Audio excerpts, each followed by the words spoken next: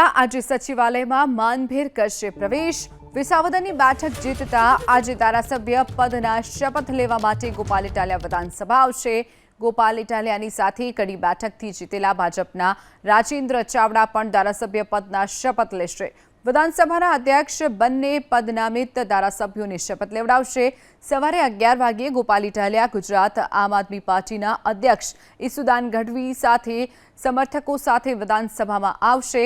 ભૂતકાળમાં તત્કાલીન ગૃહ રાજ્યમંત્રી પર જૂતું ફેંકતા સચિવાલયમાં ગોપાલ ઇટાલિયા પર પ્રવેશ બંધી હતી, ત્યારે આજે તેઓ શપથ લેવા માટે આવશે। ગોપાલ ઇટાલિયા આજે સચિવાલયમાં માનભેર કરશે પ્રવેશ। વિસાવદરની બેઠક જીતતા આજે ધારાસભ્ય પદના શપથ લેવા માટે ગોપાલ ઇટાલિયા વિધાનસભા આવશે। ગોપાલ ઇટાલિયાની સાથે કડી બેઠકથી જીતેલા ભાજપના રાજેન્દ્ર ચાવડા પણ ધારાસભ્ય પદના શપથ લેશે। વિધાનસભાના અધ્યક્ષ બંને પદનામિત ધારાસભ્યોને શપથ લેવડાવશે। સવારે 11 વાગ્યે ગોપાલ ઇટાલિયા ગુજરાત આમ આદમી પાર્ટીના અધ્યક્ષ ઈસુદાન ગઢવી સાથે સમર્થકો સાથે વિધાનસભામાં આવશે।